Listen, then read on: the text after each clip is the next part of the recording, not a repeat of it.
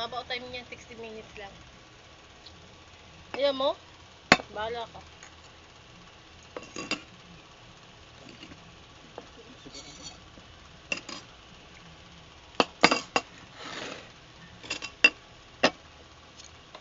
Kapag yung live ay mahaba-haba eh, di ba? Yan ang ano ba dapat yun?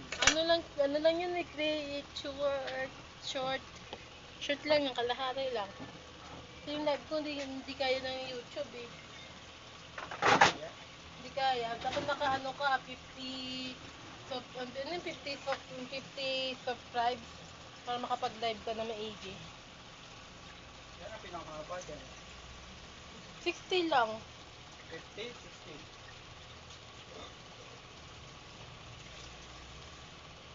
Ano lang to, short lang to, palang kunti lang. Lahati lang siya.